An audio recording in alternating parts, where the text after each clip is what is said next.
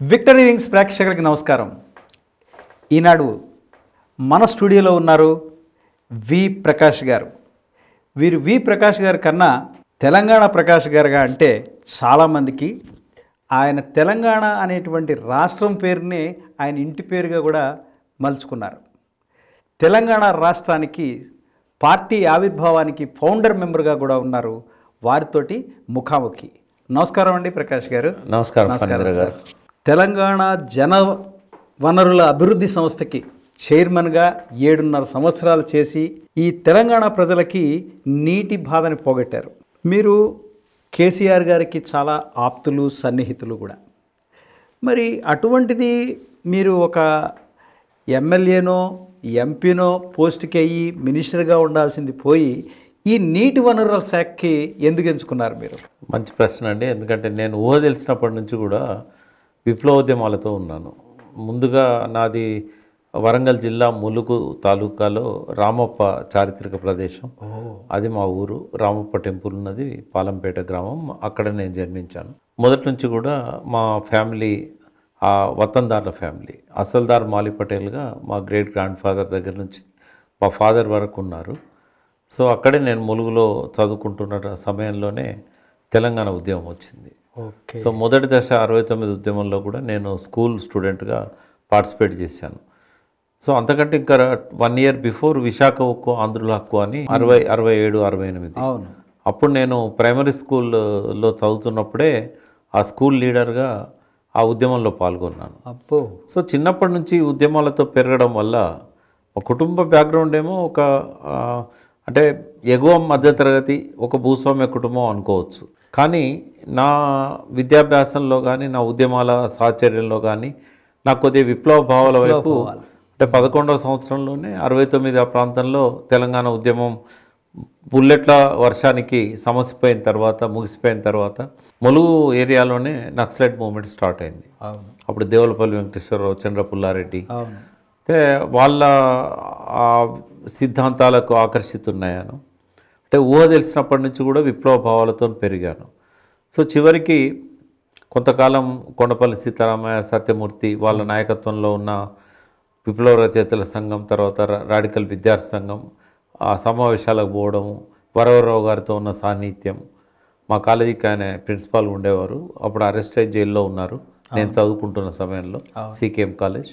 But ఆయనతో emergency అనంతరం మంచి స్నేహం ఏర్పడ్డది. సో అట్లా ఉన్న సమయంలో ఎందుకో నాకు ఆ సిద్ధాంతం పట్ల కొంత విముఖత ఏర్పడి వాళ్ళతో విభేదించాను. నన్ను కన్విన్స్ చేసుకోవడానికి వరవరరావు గారు సత్యమూర్తి గారిని పరిచయం చేశారు. సత్యమూర్తి గారు నాతో 7 times కూర్చున్నారు, 7 సార్లు. తర్వాత కొండపల్లి సీతారామయ్య గారిని సత్యమూర్తి గారు పరిచయం చేశారు. వాళ్ళిద్దరు అప్పుడు కండిషనల్ బెయిల్ మీద హైదరాబాద్లో ఉండేవారు.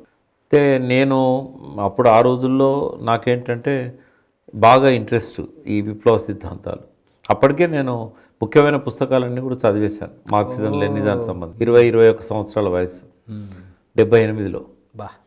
అప్పుడు నేను వీళ్ళని అడిగిన ఏంటంటే కొన్ని ప్రశ్నలు. అందులో ఈ నక్సల్బరీ ఫెయిల్ అయింది అప్పటికే. అదే శ్రీకాకుళం ఉద్యమం కూడా ఫెయిల్ అయింది.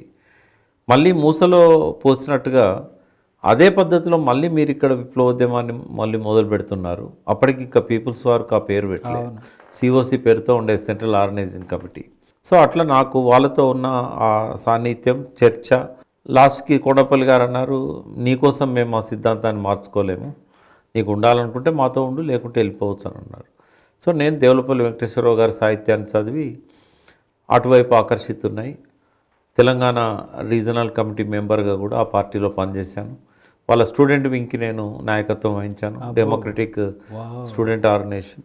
ఇవన్నీ కూడా నాకు 25 ఏళ్ళ వయసు వచ్చే లోపల జరిగినాయి. 84లో దేవులపల్లి వెంకటేశ్వరరావు గారు మరణించారు. ఆయనే నిజాం వ్యతిరేకంగా సాయుధ పోరాటాన్ని మొదలుపెట్టిన నాయకుల్లో ప్రథముడు. సో ఆయన లాస్ట్ ఇయర్ అంటే 83-84 సంవత్సరం, ఒక సంవత్సరం మొత్తం నేను ఆయన కోసం అంకితం చేశాను. ఆయనతో అప్పటి అనుభవాలన్నింటినీ కూడా రాయించాలని ప్రయత్నం చేశాం. లక్ష్మారెడ్డి గారని, వెంకటరెడ్డి గారని మేమందరం కలిసి. అయితే ఆయన ఏమన్నారంటే నాకు అంత సమయం లేదన్నారు. ఆడియో క్యాసెట్లలో మాట్లాడించి ఆ క్యాసెట్లలో మాట్లాడిన దాన్ని ప్రతిరోజు నేను రాసేవాడిని. ఒక సంవత్సర కాలం నేను కష్టపడితే తెలంగాణ ప్రజల సాయుధ పోరాట చరిత్ర ఇవాళ అందరికీ అందుబాటులోకి వచ్చింది. అవునా? ఓ అదే మొదటి వాల్యూమ్. రెండో వాల్యూమ్ వాళ్ళ దగ్గర ఉంది కానీ వాళ్ళు పబ్లిష్ చేయట్లేదు. 40 ఏళ్ళ నుంచి దాన్ని తొక్కిపట్టేశారు అబ్బా. ఆ పార్టీ వాళ్ళు. నేను ఇక ఆయన చనిపోయిన తర్వాత అప్పటికి ఇంకా మొదటి వాల్యూమ్ రాలేదు. బట్ మా పని మేము చేసాం. రెండో వాల్యూమ్ కూడా సమగ్రంగా నేను ఎడిట్ చేసి ఇచ్చేసాను వాళ్ళకి. అవునా? కానీ వాళ్ళు ప్రింట్ చేయలేదు. ప్రింట్ చేయలేదు. అయితే నాకు ఒక మెంటర్గా ఆ విప్లవోద్యమాలలో దొరికింది దేవులపల్లి వెంకటేశ్వరరావు గారు. ఎప్పుడైతే ఆ భావాలన్నీ ఈ మెదట్లో నిండిపోయినాయో ఇంకా ఈ బూర్జువా రాజకీయాలు నాకు నచ్చలేదు. కాబట్టి వన్స్ ఫర్ ఆల్ డిసైడ్ చేసుకున్నాను. ఆ తరమేల నాగిరెడ్డి గారు కూడా 69లో ఎమ్మెల్యేకి రాజీనామా చేశారు. అసెంబ్లీలు పార్లమెంట్లు బాతకాని షాపులు అన్నాడు ఆయన. సో ఆ ఇన్ఫ్లుయెన్స్లో ఉండడం వల్ల ఎమ్మెల్యే ఎంపీ ఇవన్నీ కూడా నాకు ఇష్టం లేనివి. సో తెలంగాణ కోసం తెలంగాణ ఉద్యమంలో పాల్గొన్న తర్వాత కేసీఆర్ గారితో ఉన్న సాన్నిహిత్యం వల్ల కావచ్చు, లేదా మొదటి నుంచి నా కాంట్రిబ్యూషన్ ఉంది కాబట్టి. ఎందుకంటే నేను 96-97లో జయశంకర్ గారితో కలిసి తెలంగాణ ఉద్యమాన్ని, మలిదశ తెలంగాణ ఉద్యమాన్ని ప్రారంభించిన కొద్ది మందిలో నేను ఒకరిని. సో 4-5 ఏళ్ళు మేము కష్టపడ్డ తర్వాత మా వల్ల కాలేదు. అప్పుడు మేము ఎవరో ఒక రాజకీయ నాయకుడు వస్తే బాగుంటుందని అందరినీ ప్రయత్నం చేశాం. లాస్ట్ మా కేసీఆర్ గారు సానుకూలంగా స్పందించారు. You are the founder member of second phase Telangana move. Second phase. అప్పుడు గద్దర్ గారు పాటలు రాసేది, పాషం యాదగిరి, మేమంతా కూడా పనిచేసాం. సో 4-5 ఏళ్ళు అప్పుడు నేను తెలంగాణ మహాసభ అనే సంస్థ, విప్లవకారులనే జనశక్తి నుంచి విడిపోయిన వీరన్న వర్గం వారితో కలిసి ఈ తెలంగాణ మహాసభను పెట్టాము. దానికి నేను, చెరుకు సుధాకర్ గారు, భరత్ కుమార్, ఇప్పుడు మొన్నటిదాకా విజయ డైరీ చైర్మన్ ఉండే భరత్ కుమారు, బెల్లయ్య నాయక్, మత్స్వనాచార్యేమో టీఆర్ఎస్ పెట్టేటప్పుడు ఆవిర్భావంలో ఉన్నాడు. కానీ అంతకంటే 3 ఏళ్ల ముందు మేము 97 ఆగస్టులో సూర్యాపేటలో మేము తెలంగాణ మహాసభ పెట్టాం. మేము పెట్టిన తర్వాత కొద్ది రోజులకు పీపుల్స్ వార్ వెనకాల నుండి సపోర్ట్ చేసింది. అప్పుడు తెలంగాణ జనసభ అని ఆకుల భూమయ్య గారి నాయకత్వం ఈ మహాసభ జనసభే ఒక 3-4 ఏళ్ళు ఈ ఉద్యమాన్ని నడిపిద్ది. అప్పుడు మేము ఒక 28 సంఘాలతో తెలంగాణ ఐక్యవేదిక పెట్టాం. జయశంకర్ గారు, కొండ లక్ష్మణ్ బాపూజీ, మేమంతా. సో అట్లా 96 కంటే ముందు నేను ఒక 10 ఏళ్ళు అడ్వకేట్గా పనిచేశాను ములుగు, వరంగల్ డిస్ట్రిక్ట్లో, ఇక్కడ హైకోర్టులో. సో ఆ తర్వాత నేను ఈ పూర్తి సమయం ఇచ్చి పనిచేసే విధంగా తెలంగాణ ఉద్యమం కోసం 96-97 నుంచి వచ్చాను. సో నాకెప్పుడు కూడా ఈ ఉద్యమాల బ్యాక్గ్రౌండ్ కావచ్చు, లేకుంటే దేవులపల్లి లాంటి వాళ్ళ ఆలోచనల ప్రభావం కావచ్చు, నాకు ఈ పదవులు నచ్చలేదు. ముఖ్యమంత్రిగా బాధ్యతలు తీసుకున్న తర్వాత ఒక 6 నెలలకి కేసీఆర్ గారు పిలిచి గవర్నర్ కోటాలో ఎమ్మెల్సీ తీసుకోమని అడిగారు. అంతకుముందు 2004 ఎలక్షన్స్ అప్పుడే నన్ను ఎమ్మెల్యేగా నిలబడమని అడిగారు. నాకు ఇంట్రెస్ట్ లేదని చెప్పాను. ఏదన్నా ఒక అంబిషన్ ఉండాలి కదా అన్నాడు. మా అంబిషన్ పదవులు కాదు సార్, మా అంబిషన్ తెలంగాణ అని చెప్పాం. తర్వాత మరి ఇప్పుడేమైంది, తెలంగాణ రాష్ట్రం వచ్చింది, నేను ముఖ్యమంత్రిని అయినా, ఇంతకాలం కష్టపడి నాతో పాటు పనిచేసావు, ఇప్పుడు గవర్నర్ కోటాలో పదవి తీసుకోవడానికి ఏంది అన్నాడు. ఇంట్రెస్ట్ లేదు సార్ నాకు అని చెప్పాను. దాంతో ఆయన ఆలోచించుకొని ఒక 4 రోజుల తర్వాత చెప్పు అన్నాడు. 4 రోజుల తర్వాత కూడా నేను రాతపూర్వకంగా నాకు అక్కర్లేదని చెప్పేశారు. ఆయన తప్పేం లేదు, ఆయన అడిగారు. సో నేను వద్దన్న తర్వాతనే అది ఇంకొకరికి ఇచ్చారు. తర్వాత ఒక 2.5 సంవత్సరాల తర్వాత ఆయనను కూడా అడుగుతారు కదా, ఉద్యమకాలం అంతా నీతో పెట్టుకొని ఇప్పుడు ఆయన వదిలేసావు, అయితే నేను ఏదో ఒకటి నువ్వు తీసుకోవాలి తప్పదు అన్నాడు. సరే, నాకు నీళ్ళ మీద బాగా ఇంట్రెస్ట్. వాస్తవంగా తొలినాళ్ళల్లో తెలంగాణకు నీళ్ళల్లో ఎట్లా అన్యాయం జరిగిందనేది కేసీఆర్ గారు రవాణా శాఖ మంత్రిగా తెలుగుదేశంలో ఉన్నప్పుడే నా యొక్క 60-70 ఆర్టికల్స్ వార్తా దినపత్రికలో కానీ ఇతర పత్రికల్లో, ఆంధ్రజ్యోతిలో నా పబ్లిష్ అయినాయి. అవన్నీ చదివారు ఆయన. చదివి నన్ను పిలిపించి నీళ్ళల్లో ఇంత అన్యాయం జరిగిందా, అప్పుడు నాతో ఆయన నీళ్ళ గురించి కొన్ని 100 గంటలు మాట్లాడారు. మా తొలి సమావేశాలు పార్టీ పెట్టడానికంటే ఒక 9 నెలల ముందు మత్స్వనాచారి గారు మాతో ఉండేవారు. సో ఆ అనుభవంతో నాకు కూడా నీళ్ళు అంటే ప్యాషన్. నేను రామప్ప, అక్కడ పెద్ద చెరువు ఉంటుంది, రామప్ప చెరువు అంటే చాలా ఫేమస్, చిన్నప్పటి నుంచి అక్కడే ఉన్నాను కాబట్టి నీళ్ళు అంటే బాగా ఇంట్రెస్ట్. సో తెలంగాణ నినాదం కూడా రైతుల ఆత్మహత్యల శోకాల్లో నుంచి వచ్చింది. ఈ ఆత్మహత్యలు ఎందుకు జరిగాయంటే నీళ్లు లేకనే జరిగాయి. కృష్ణా గోదావరి నీళ్ళు మనకి ఇవ్వలేదు, తలాపన పారుతున్న గోదావరి నీళ్ళు రాలేదు, పక్కన ప్రవహిస్తున్న కృష్ణమ్మ నీళ్ళు రాలేదు. పక్కన బోర్లు వేసుకొని ఆ బోర్లకు చేసిన అప్పులు తీర్చలేక పెరుగన్నంలో పురుగు మందు కలుపుకొని బలవన్ మరణాలకు పాల్పడ్డారు. అప్పటికే దాదాపు 1000 మంది రైతులు చనిపోయారు. ఒక వరంగల్ జిల్లాలోనే ఒకే సంవత్సరం 500 మందికి పైన రైతులు చనిపోయారు. అదే మమ్మల్ని కదిలించింది తెలంగాణ ఉద్యమానికి. సో అది చెప్పి నీళ్ళే ప్రధానము, నాకు నీళ్ళు అంటే బాగా ఇంట్రెస్ట్, మీరు నీళ్ళల్లో ఏదైనా ఉంటే ఇవ్వండి అంటే ఒకటి ఉంటే అప్పటికే ఆయన వేరే ఈదర్ శంకర్ రెడ్డి అని కరీంనగర్లో ఉన్న నాయకునికి ఇచ్చారు. ఇది TSIDC అని ఉండే. సో మళ్ళీ లేదు కదా అన్నారు. కానీ మీరు ముఖ్యమంత్రి కదా, మీరు అనుకుంటే ఎంతసేపు. చంద్రబాబు నాయుడు పీరియడ్లో ఒకటి ఉండేది TWRDC అని, అప్పుడు APWRDC అని ఉండేది, AP water resources development corporation.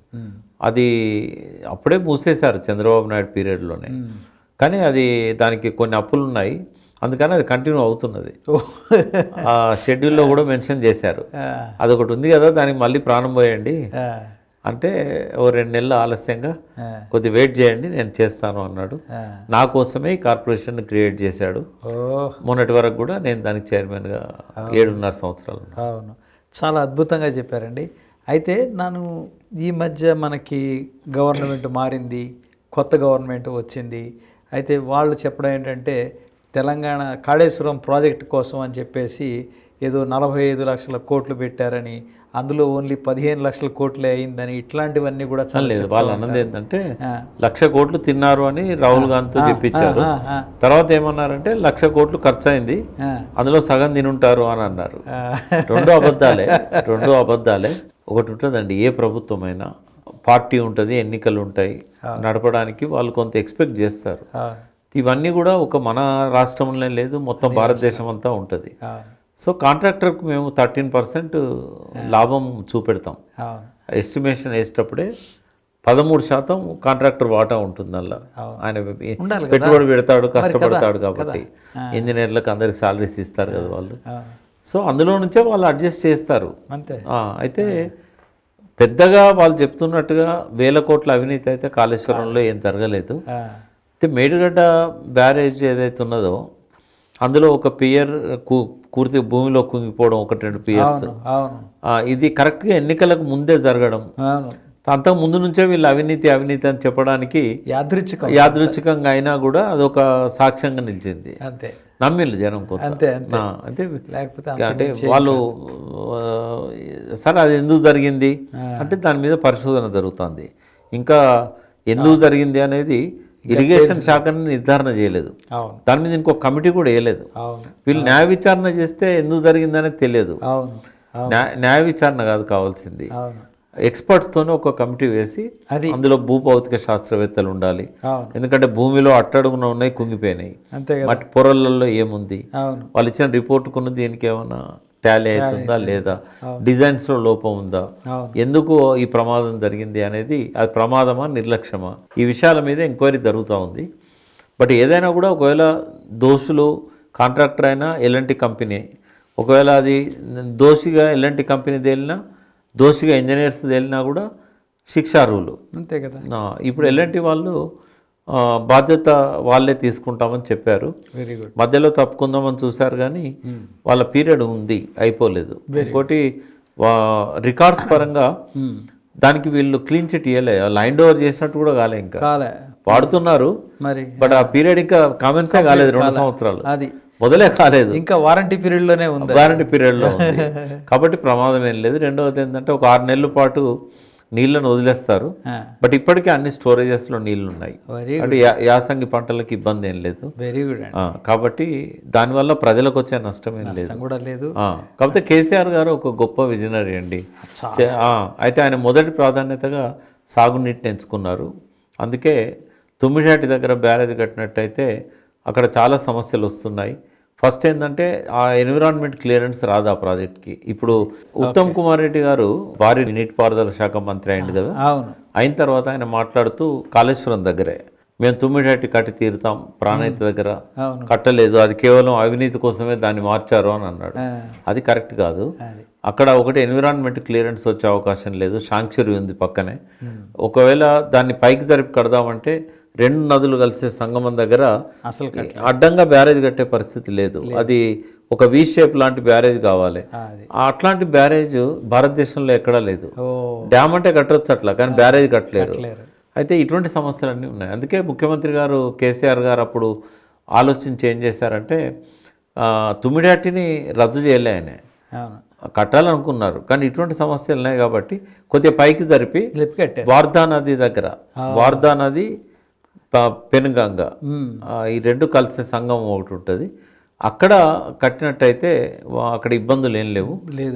దాన్ని తీసుకొచ్చి మళ్ళీ ఆదిలాబాద్ జిల్లాకు 2 లక్షల ఎకరాలకు నీళ్ళు ఇవ్వాలని ఆయన అనుకున్నాడు. Very good. అంటే ఇప్పుడు అది ఆసిఫాబాద్ మంచిర్యాల జిల్లా కిందకి వస్తాయి.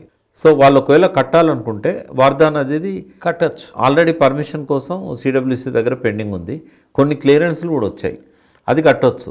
ఒకవేళ తుమ్మిడేటి దగ్గర మేము ప్రయత్నం చేస్తామంటే ఇబ్బంది ఏం లేదు, వాళ్ళు అనుమతులు తెచ్చుకుంటే కట్టుకోవచ్చు, దాన్ని ఎవరు వద్దనే వాళ్ళు లేరు. బట్ కాళేశ్వరానికి అది ప్రత్యామ్నాయం కాదు. ఎందుకు అంటే కాళేశ్వరము దగ్గర మనకు అవైలబిలిటీ ఆఫ్ వాటర్ అనేది చాలా ఎక్కువ ఉంది. ఇప్పుడు ఈ రెండింటి మధ్యలో ఈ ప్రాణహిత మొదలయ్యే దగ్గర, అంటే మనకు వేణుగంగా నది వార్ధా నది కలిసే దగ్గర ప్రాణహిత స్టార్ట్ అవుతుంది. అక్కడ నుండి కాళేశ్వరం దగ్గరికి వచ్చేసరికి అది గోదావరిలో సంగమించే ఆ మధ్యలో మనకు ఒక 70 టీఎంసీల నీళ్లు అదనంగా వచ్చి కలుస్తాయి. ఈ 70 టీఎంసీలు మనకు అడిషనల్ అడ్వాంటేజ్ అయింది. గోదావరిలో మానేరు కలుస్తుంది, మానేరు సగం తెలంగాణ నుంచి వస్తుంది, ఉత్తర తెలంగాణ మొత్తం మానేరు బేసినే. సో ఇప్పుడు మీరు అంటున్నారు బాగానే ఉంది, ఇంత బాగా చేసుకొచ్చారు. మన కొత్తగా సీఎంగా ప్రమాణ స్వీకారం చేసిన రేవంత్ రెడ్డి గారు, వారు పెట్టినటువంటివి ప్రాజెక్టులన్నీ ఆపేస్తాము, తర్వాత కొత్తవి పెడుతున్నాము అని చెప్పేసి అంటున్నారు. దాని గురించి మీ స్పందన? అంటే ఇంక పూర్తిగా వాటి గురించి ఒక అవగాహన రాలేదు. ఆయన ఇప్పటికీ సమీక్షలు చేస్తున్నారు. ఆపడానికి ఏం లేదు, ఎందుకంటే అన్ని మధ్యలో ఉన్నాయి, ఇప్పటికీ చాలా డబ్బులు ఖర్చు అయినాయి.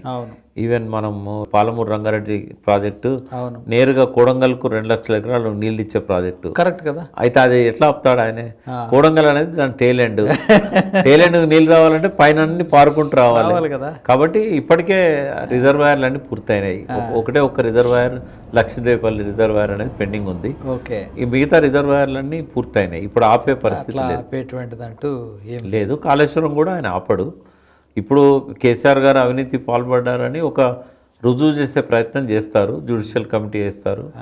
ఏది వేసినా కూడా నేను ఖచ్చితంగా చెప్పగలుగుతా, కేసీఆర్ గారి పాలనలో కొంత ట్రాన్స్పరెన్సీ అనేది ఉంది. కాబట్టి ఆయన భయపడాల్సిన అవసరం లేదు, అవినీతికి అక్కడ ఆస్కారమే లేదు. ఇటు మనకి బీఆర్ఎస్ గురించి ప్రస్తుత రాజకీయాల్లో మనం మాట్లాడుకుంటే, మన కేసీఆర్ గారు మళ్ళా కొత్తగా మెదక్ నుంచి బీఆర్ఎస్ తరఫున ఎంపీగా పోటీ చేయాలని, అదే ప్లేస్ నుంచి సోనియా గాంధీ గారు పార్టిసిపేట్ చేయాలని, అదే దగ్గర నుంచి ఈటెల రాజేందర్ గారు బీజేపీ నుంచి చేయాలని ఏదో ఊహాగానాలు అయితే వినిపిస్తున్నాయి. మరి ఇది ఎంతవరకు నిజము? మీ గురించి దీని గురించి ఏమైనా? మెదక్లో కేసీఆర్ గారు పోటీ చేస్తే కనుక అసెంబ్లీ స్థానాలన్నీ కూడా దాదాపుగా బీఆర్ఎస్కే వచ్చాయి.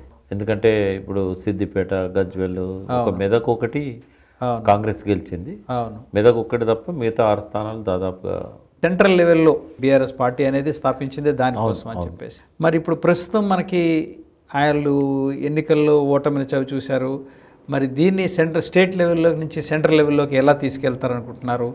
లేదా కొంతమంది అంటున్నారు దాన్ని మళ్ళీ వెనక్కి టీఆర్ఎస్ కింద తీసుకొచ్చేసి కంటిన్యూ చేద్దామని చెప్పేసి కూడా కొంతమంది ఊహాగానాలు అయితే నడుస్తున్నాయి. రోజు సమీక్షలు చేస్తున్నారు. పార్లమెంట్ ఒక్కో పార్లమెంట్కి సంబంధించిన 7 అసెంబ్లీ సెగ్మెంట్స్ వారీగా తెలంగాణ భవన్లో కేటీఆర్ గారు, హరీష్ రావు గారు కలిసి చేస్తున్నారు. ప్రధానంగా వినబడుతున్నది కడియం శ్రీహర్ గారు కూడా ఓపెన్ అన్నారు, బీఆర్ఎస్ రద్దు చేయాలి, మళ్ళీ టీఆర్ఎస్ని పునరుద్ధరించాలి అని.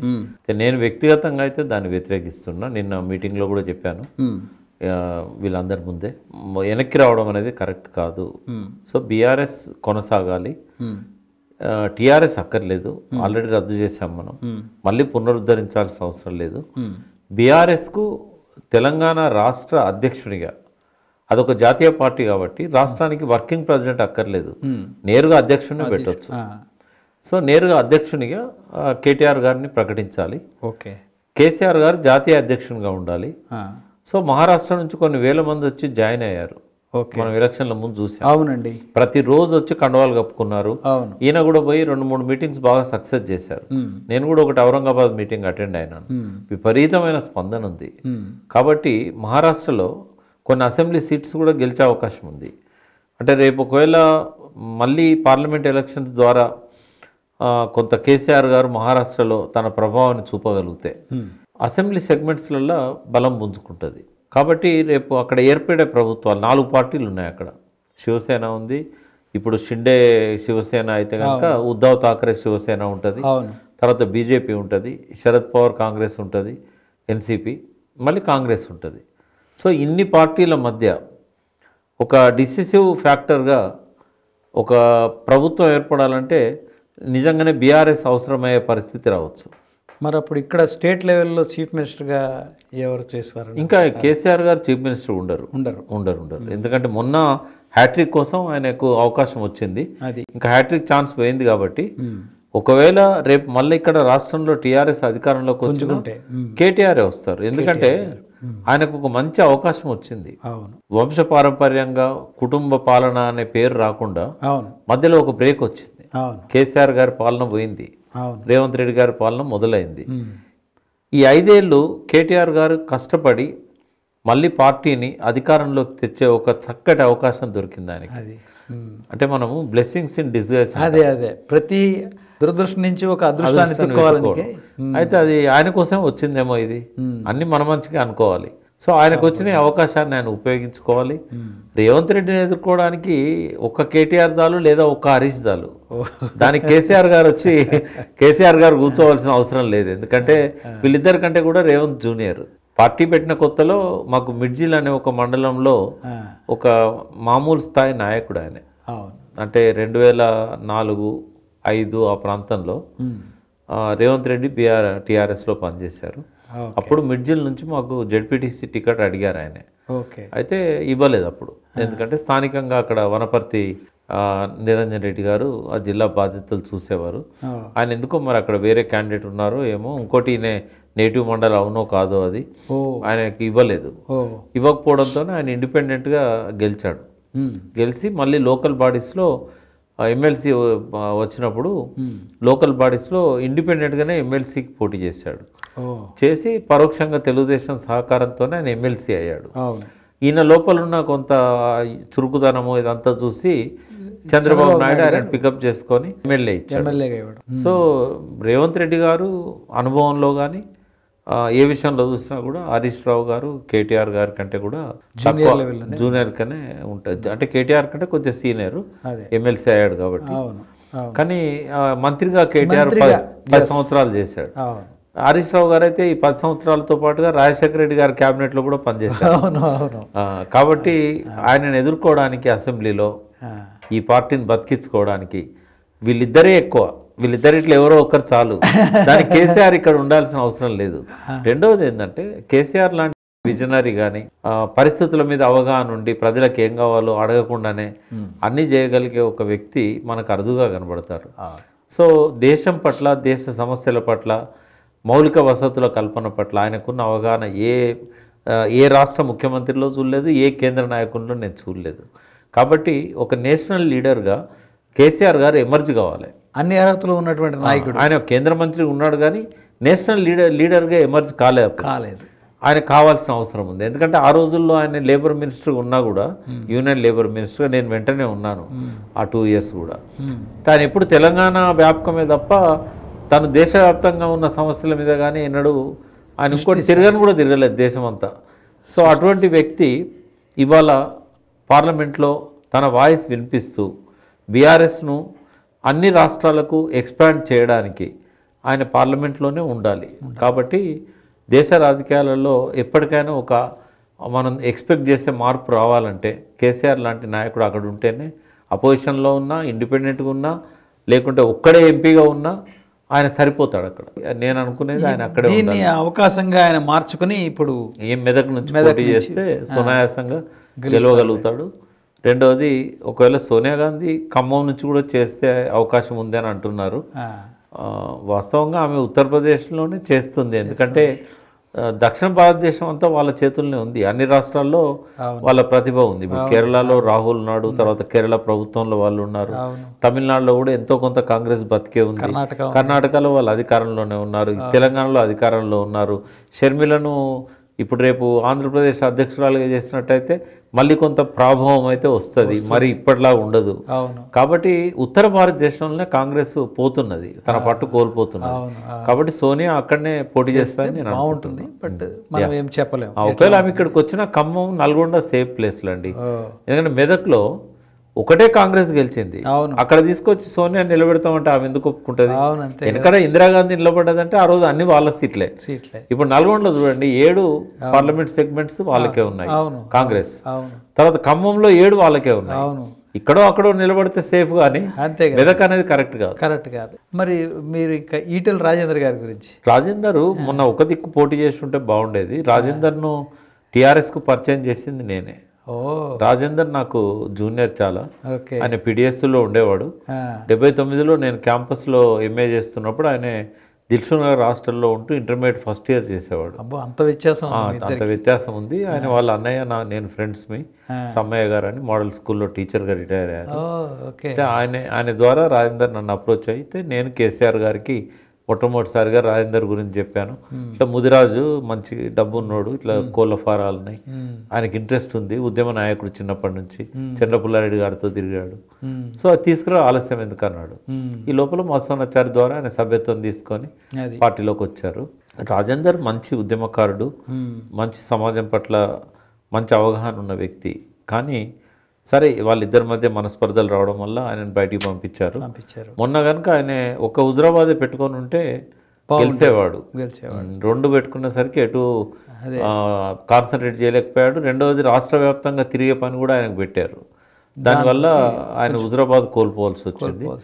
ఎంపీగా పోటీ చేసినా ఆయనకి ఎక్కడ కూడా ఎంపీగా గెలవగలిగేంత బలము బీజేపీకి లేదు, ఆయనకు వ్యక్తిగతంగా కూడా అంత లేదు. కాబట్టి అది వృధా ప్రయాసే. 3rd ప్లేసే ఉంటాడు ఆయన.